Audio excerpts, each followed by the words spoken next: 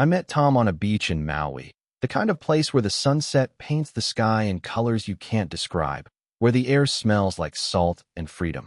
It was my first solo trip after a brutal year at work, a reward to myself for surviving endless deadlines and a boss who thought yelling was leadership.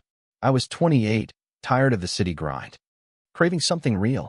That's when I saw him, standing by the water with a surfboard under his arm, his hair wet and curling at the edges, his smile wide enough to make my heart stutter. He looked like he belonged there, like the ocean had carved him out of its own waves. I was reading a book under a palm tree, my toes buried in the sand, when he walked over, dripping seawater, and asked if I'd ever tried surfing. I laughed, said I'd probably drown, and he grinned, promising he'd teach me. That was the start. We spent the next 3 days together, inseparable. He was a photographer, or so he said, traveling the world to capture moments most people miss. He showed me his camera, a beat-up Nikon with scratches that told stories, and scrolled through photos of Moroccan markets, Icelandic glaciers, Thai temples. His voice was warm, like he was letting me in on a secret, and his eyes locked on mine when I talked, like I was the only person in the world. By the second day, he was holding my hand as we walked along the shore, our feet sinking into the wet sand. By the third, we were kissing under a sky full of stars, the kind of kiss that makes you believe in forever. I told him things I hadn't told anyone, about my dad's construction business, how it paid for my Ivy League degree, how I felt guilty for the trust fund waiting for me, but still wanted to prove myself. He listened, nodded, squeezed my hand, said he admired my drive. I was falling hard. When my trip ended, I didn't want to leave him. He said he felt the same, that he'd never met anyone like me. We swapped numbers, and he promised to visit me in Seattle. I flew home, my heart buzzing, my phone lighting up with his text before I even landed. Good morning, beautiful. Thinking of you. Can't wait to see you again. He was relentless, and I loved it. 2 weeks later, he showed up at my apartment with a backpack and that same crooked smile, saying he'd booked a last-minute flight just to see me. My roommate, Jess, raised an eyebrow, muttered something about love bombing, but I ignored her. Tom was perfect, attentive, always planning little dates, cooking me breakfast, leaving notes on my fridge. He talked about his dreams. A big project to open a beachfront resort, something eco-friendly that would change lives. He sketched plans on napkins, his eyes lighting up, and I believed every word. 3 months in, he proposed. It was sudden, crazy, but it felt right. We were back in Hawaii for a quick getaway, standing on the same beach where we'd met. He got down on one knee, the waves crashing behind him, and pulled out a ring, simple but beautiful, a pearl set in silver. He said he didn't have much, but he had me, and that was enough. I cried, said yes, threw my arms around him. My parents were thrilled when I called them, especially Dad, who'd always worried I'd end up with someone who didn't deserve me. They flew us out to their lake house to celebrate. And Tom charmed them effortlessly, talking business with Dad, complimenting Mom's cooking, even helping my little brother with his math homework. Dad pulled me aside, said Tom was a keeper, that he could see us building a life together. I was on cloud 9. Tom moved in with me a month later. His lease was up, he said, and it made sense to save money while we planned the wedding. Jess moved out, saying she needed her own space, but I caught the way she looked at Tom, like she didn't trust him. I brushed it off, told myself she was just jealous. Tom and I were happy, painting our future in bright colors. He talked about the resort constantly, showing me mock-ups, budgets, investor pitches. He said he was close to securing funding, but needed a little more to make it real. I offered to help, said my trust fund could cover some startup costs. He hesitated, said he didn't want to take advantage, but I insisted. I wired him $50,000, my heart swelling with pride that I was part of his dream. He kissed me, said I was his rock, his partner, and everything. The first crack appeared 6 months later. We were planning the wedding, a small ceremony on that Maui beach, and money was tight. Dad offered to cover most of it, saying it was his gift to us. Tom was grateful, or so I thought. But I started noticing things, little things. He'd get cagey when I asked about the resort's progress, saying investors were dragging their feet. He'd spend hours on his phone, smiling at texts, then put it face down when I walked by. Once, I saw a notification from someone named C pop up, something about a payment, but he swiped it away. Said it was a client. I wanted to believe him, but my gut was whispering something was off. I started paying attention, watching how he'd steer conversations away from his past. How he'd ask about Dad's business with a gleam in his eye. How he'd joke about hitting the jackpot with me. I laughed it off, but it stuck with me. The real blow came at a dinner with his brother, Mike, who flew in from Chicago. Mike was loud, crude, nothing like Tom, and I didn't like him much. We were at a seafood place near my apartment. The kind with paper tablecloths and overpriced lobster. Tom and Mike were drinking, laughing, while I picked at my salad, feeling out of place. I excused myself to the bathroom, but my phone was dead. So I borrowed Tom's to check the time. That's when I saw it, a text from C that hadn't been cleared. You still owe me $20K from the last job. Don't screw this one up, she's loaded. My stomach dropped. I scrolled up, my hands shaking, and saw more. Her dad's got millions. Just keep her happy till the wedding. C's number was saved as Claire. I felt sick. But I locked the phone, went back to the table, smiled like nothing was wrong. That night, I couldn't sleep. Tom was passed out, snoring, his arms slung over me like everything was fine. I kept replaying the texts, wondering if I was paranoid, if I'd misunderstood. I got up, grabbed his phone, and went to the bathroom. His passcode was my birthday, which should have felt sweet, but now felt like a taunt. I dug deeper, found emails to Claire, someone he called his business partner, talking about a plan to secure funds through me. There were photos, too, of Tom with a woman, her arms around him, at a bar, a hotel, places he'd never mentioned. I felt my world tilt, but I didn't cry. I copied the texts, emailed them to myself, and deleted the evidence from his sent folder. I needed more proof, needed to be sure. The next week was torture. I played the perfect fiancé, laughing at his jokes, planning our honeymoon, while watching him like a hawk. He was good, too good, always touching me, saying he loved me, but now it felt like a performance. I started recording his calls when he thought I was asleep, using my phone's voice memo app. Most were boring, talks about camera gear, surfing spots, but then I caught one. He was in the kitchen, whispering, thinking I was in the shower. Yeah, Claire. It's under control.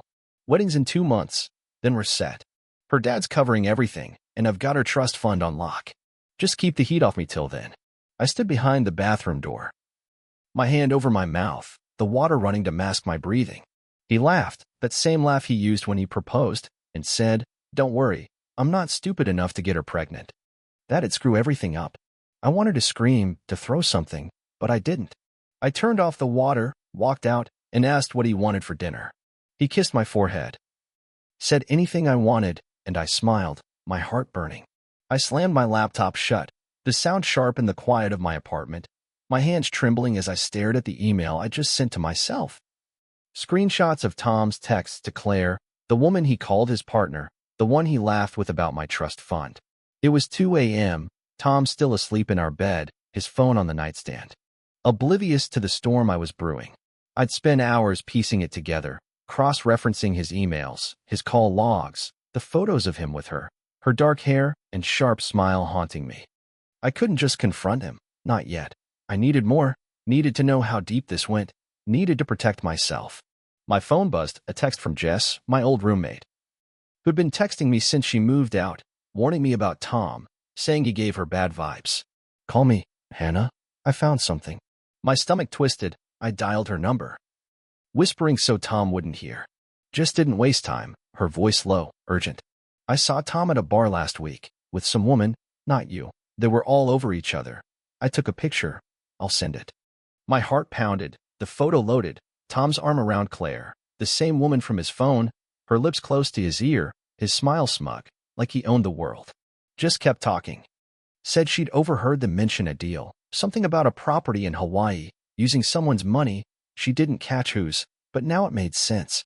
"That's my money," I hissed, my voice breaking. I gave him 50 grand for his resort. Just cursed, told me to get out, to tell my dad, but I couldn't, not yet. I needed proof that wouldn't let him wiggle free. I thanked her, hung up, opened my voice memo app, started recording as I paced the living room, muttering my plan, my anger spilling out. The next morning, Tom was all charm, making coffee, kissing my cheek, asking about wedding venues like nothing was wrong. I played along, smiled, said I was excited, but my eyes kept darting to his phone, wondering what else he was hiding. I suggested we visit the beach where we'd get married, a weekend trip to Maui, said it'd be romantic, but really I wanted him away from Claire, wanted to see if he'd slip up. He agreed, too quickly. His grin a little too wide, and I wondered if he had plans I didn't know about. We flew out Friday, checked into a bungalow overlooking the ocean, the same beach where he'd proposed. Where I'd said yes like a fool. That night, he got a call, stepped outside to take it, said it was a client, but I followed, hid behind a palm tree, my phone recording. His voice was low, clipped. Angry. Claire, I told you, it's handled. The wedding's soon. We'll have the rest of her money then. Just keep the creditors off my back. My blood ran cold. Creditors? What creditors? Was his resort even real? He laughed, said, she's clueless, thinks I'm in love. It's almost too easy. I gripped the tree, my nails digging into the bark, my phone shaking in my hand. Catching every word. He mentioned a debt, something about gambling, owing a guy named Vince 20 grand, said my trust fund would cover it all once we were married. I backed away. Slipped into the bungalow, my heart racing, my mind spinning. I couldn't let him see me break, couldn't let him know I knew. Not until I had a plan. Back in Seattle, I played the perfect fiancé. But I was unraveling, barely sleeping, checking his phone when he showered, finding more texts to Claire, plans to meet her after our honeymoon, talk of splitting my money. I called Jess, met her at a diner, showed her the recordings, the texts, the photo. Her face hardened, she grabbed my hand, said, he's a con. Hannah, you need to tell your dad, now. I shook my head. Said I had to be smart, had to trap him, had to make sure he couldn't lie his way out. Jess sighed, gave me the name of a private investigator, someone her cousin used in a divorce case. Said he could dig into Tom's past, find out who Claire really was. I hired the guy, Mike, that afternoon, gave him everything, the recordings, the texts, Tom's full name, his supposed job history.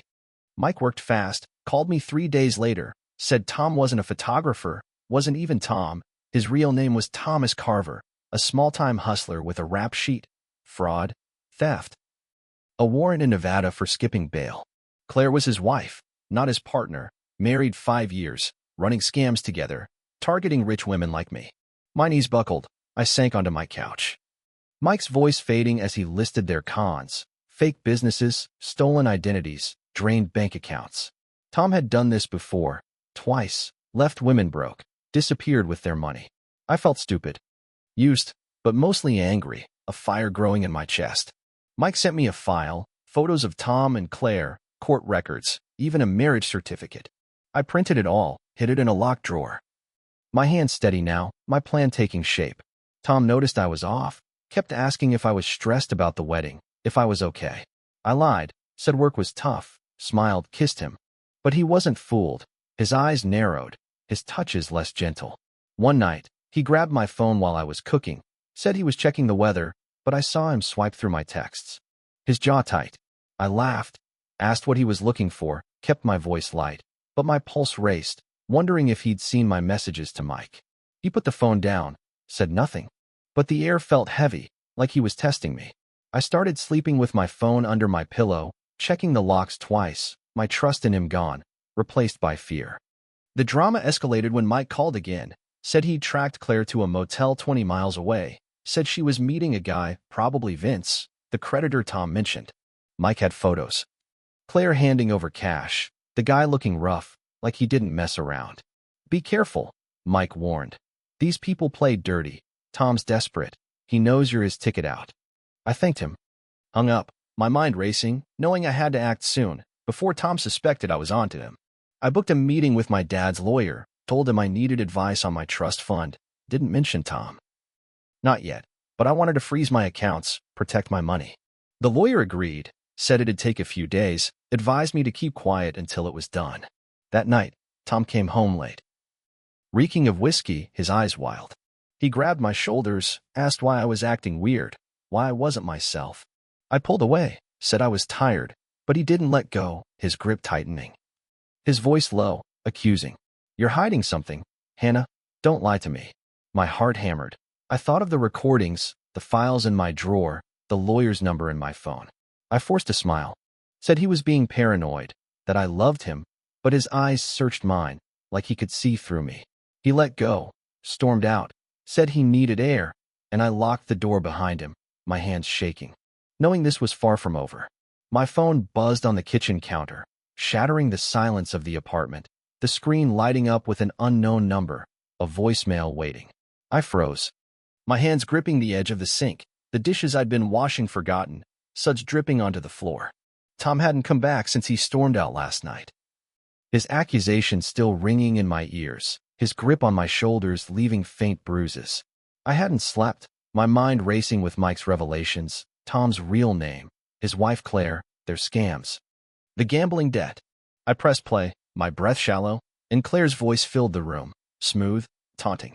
Hannah, you're smarter than I thought, digging into Tom's past.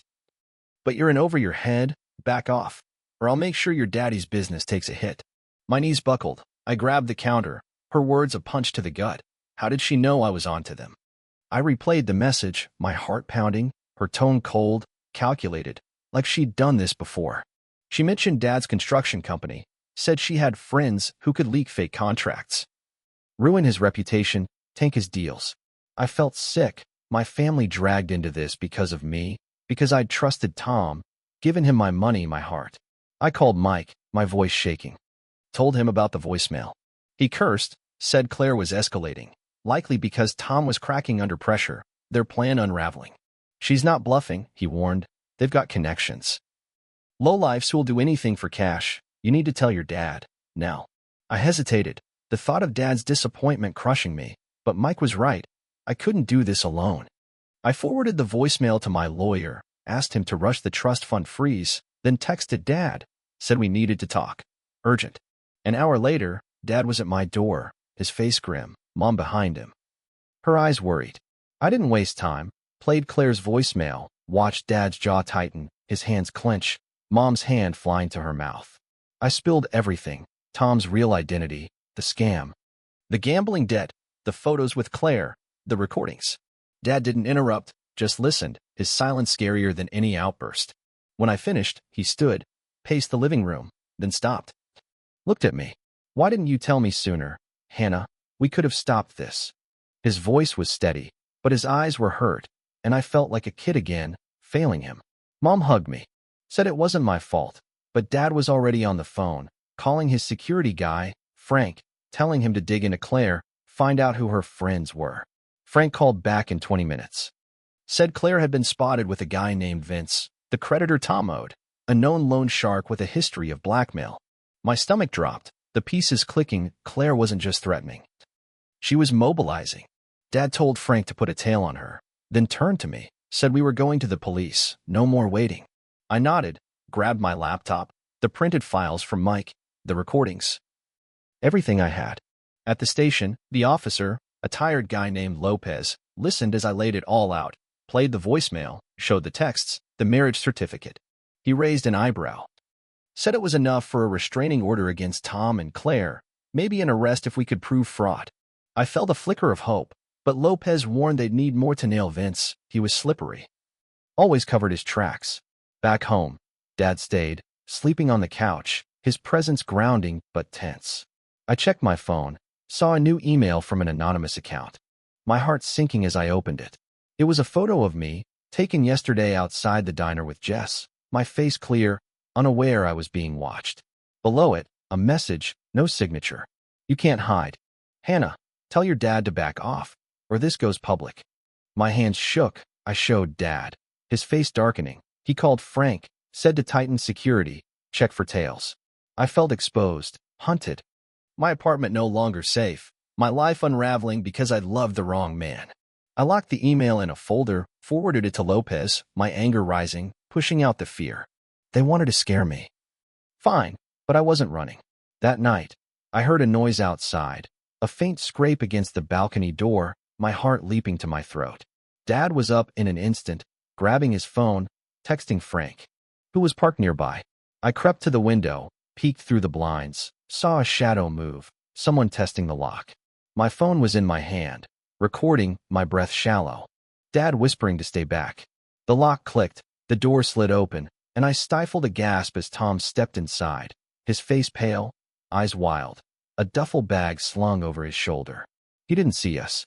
Moved toward the bedroom, muttering to himself, Something about papers, money. Dad signaled me to stay put, dialed 911, his voice low, reporting a break-in. I gripped my phone. My recording still running, catching Tom's footsteps, his curses, the sound of drawers opening. Frank burst through the front door, shouting, "Freeze, Carver, hands up." Tom spun, dropped the bag. His eyes darting, landing on me in the shadows. "Hannah, you don't understand. I can explain," he stammered, his voice desperate. But Frank was on him, pinning him to the floor, cuffs clicking. I stepped forward, my voice steady, cold. "Explain what, Tom? That you married Claire, that you used me, that you owe a loan shark my money." His face crumpled, no charm left, just panic. As Frank hauled him up, read his rights. The police arrived, Lopez among them, taking my phone, the recording, the files, saying this was enough to hold Tom, maybe get Claire too. I watched them take him away, his eyes locked on mine, pleading, but I turned away, my heart hard. Dad hugged me, said I did the right thing, but I felt no relief, only dread. Knowing Claire was still out there, Vince too, their threats real. Mom arrived, insisted I stay with them, but I refused. This was my fight, my home. I wouldn't let them win. I installed a new lock. A camera, checked my email again, found another message, this one worse. A screenshot of Dad's company website, defaced with fake headlines, fraud allegations, posted on a dark web forum. My hands shook. I called Lopez, sent him the link, my mind racing. Claire wasn't stopping. She was hitting harder, aiming for my family. I sat on the couch, Dad's hand on my shoulder. My resolve hardening. I'd end this, whatever it took. I hit send on the email to Lopez, my finger trembling, the screenshot of Dad's defaced company website burning in my mind. Claire's threat now a reality, her dark web post accusing him of fraud spreading like poison. The apartment was silent, Dad on the phone with Frank, Mom pacing. My new balcony camera blinking in the corner, a reminder of Tom's break-in last night, his cuffed hands, his pleading eyes. My phone rang, Jess's name flashing, her voice frantic when I answered. "Hannah, check your mailbox. Someone dropped a package. It's got your name, no address. I saw it when I walked by."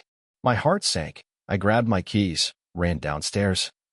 The metal mailbox cold under my fingers, a small padded envelope inside, my name scrawled in Sharpie, no return label. I tore it open, a USB drive falling into my palm, a note taped to it, "Play me. Or your dad's done." Back upstairs, I plugged the USB into my laptop, Dad and Mom crowding behind me, my hands shaking as a video loaded, grainy footage of Dad's office. Someone slipping papers into a drawer, then a voice, Claire's, narrating. Proof of his shady deals, ready to go public unless you pay 200 grand, 48 hours. My stomach churned. The paper's fake, the setup obvious, but the damage would be real, clients would bolt, Dad's reputation would crumble. Dad's face was stone. He grabbed his phone, called his lawyer, told him to lock down the company's servers, alert the board. I texted Lopez, sent him the video, the note, my voice memo app running, capturing Mom's whispered curses, Dad's clipped orders. My own ragged breathing. Claire was playing dirty, and I was done hiding. I called Mike, the private investigator, my voice steady, told him to find Claire. Now, no excuses. He said she'd been spotted at a dive bar outside town, meeting Vince, the loan shark, likely planning their next move. "I'm going," I said, ignoring Mike's protest, Dad's shout, Mom's hand on my arm. I needed to face her, needed to end this, needed her to know I wasn't her pawn.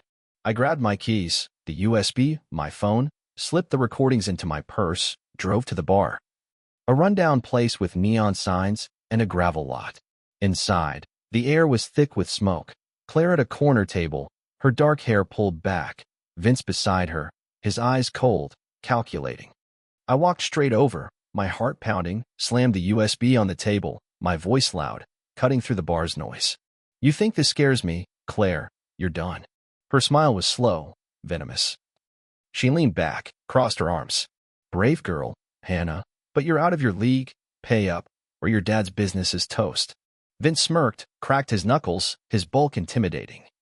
But I didn't flinch, pulled out my phone, played the recording from Tom's call in Maui, his voice clear, admitting the scam, the gambling debt, Claire's role.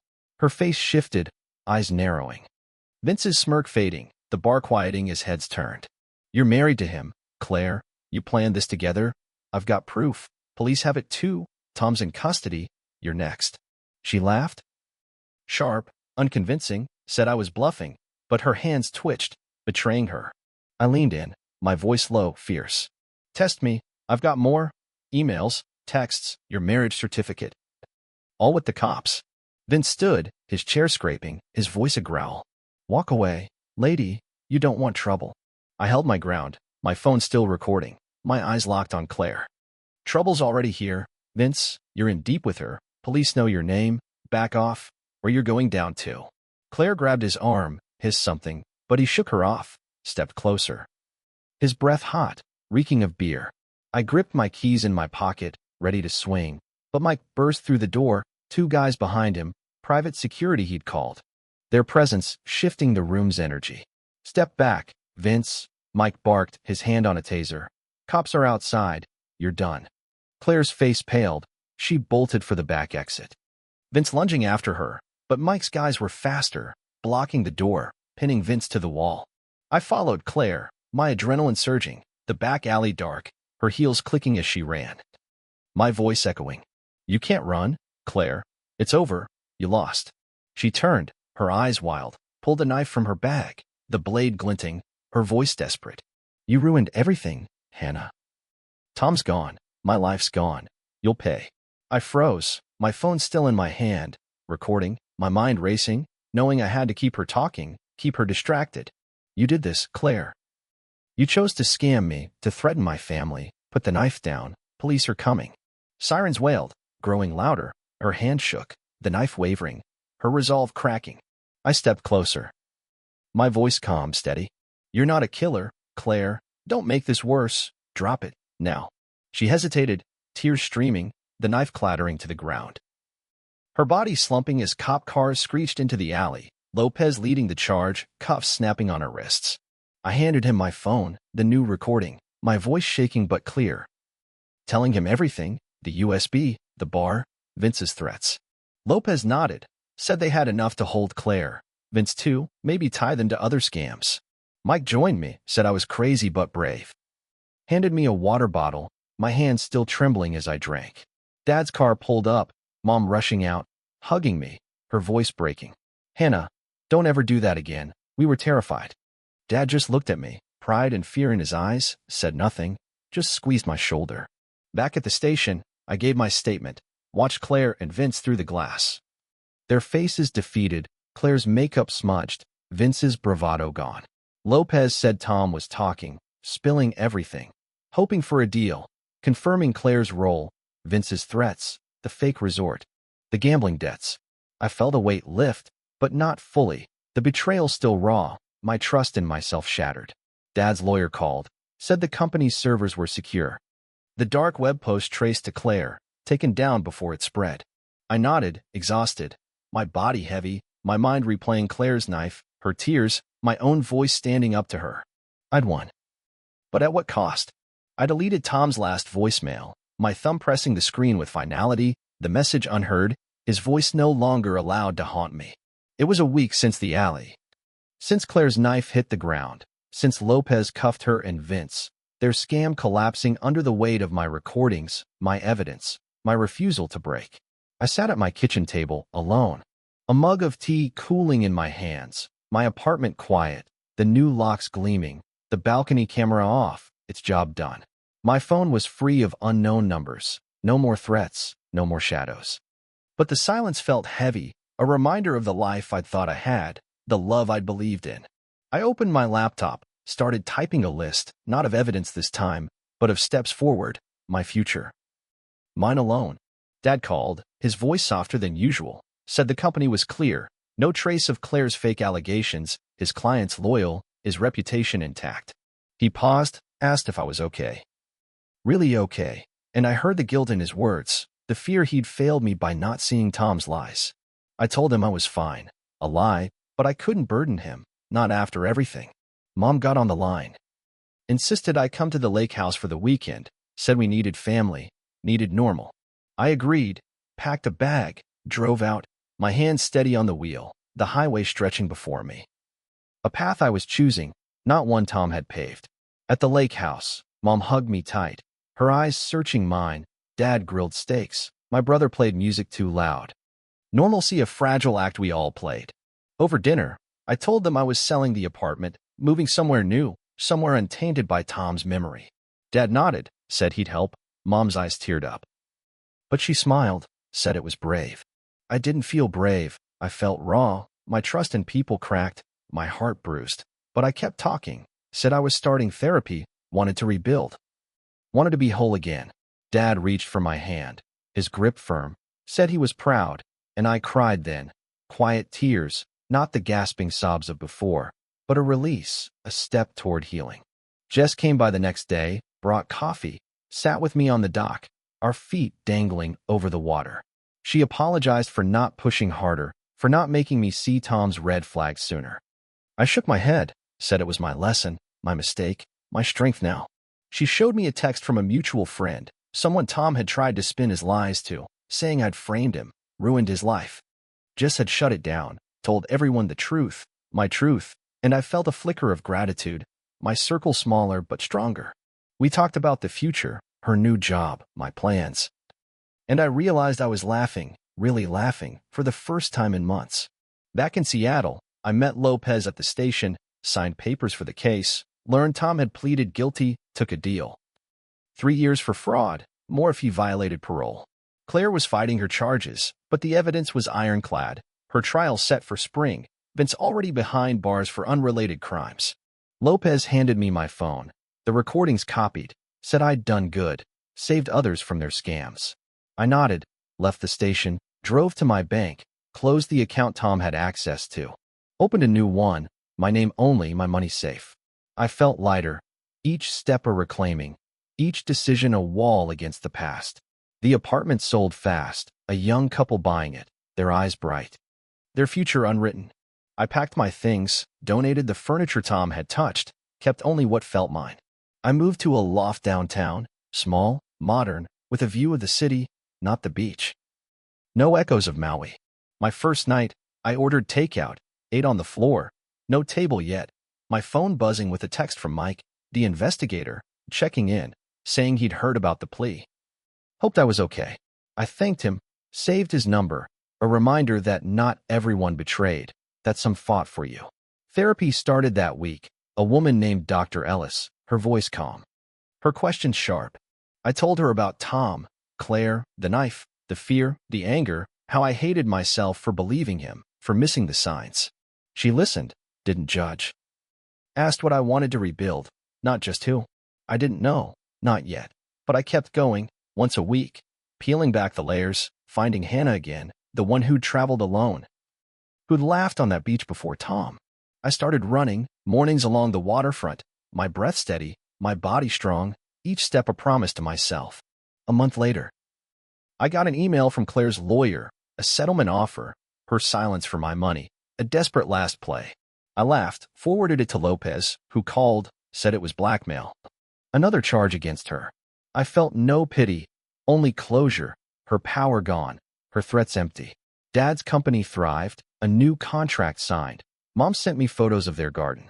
My brother texted dumb memes, life moving forward, not perfect, but real. I joined a book club, met people, smiled at a guy who held the door, felt a spark, small, cautious, but there. One night, I found the pearl ring, tucked in a box I'd forgotten to unpack. Tom's proposal a ghost in my hand. I drove to the pier, the water dark, churning, my fingers closing around the silver. The pearl cold against my skin. I threw it, hard, watched it disappear, no regret, only freedom. I stood there, wind in my hair, my list from that first night on my mind, steps forward, not back. I wasn't whole, not yet, but I was building, fighting, living, and that was enough.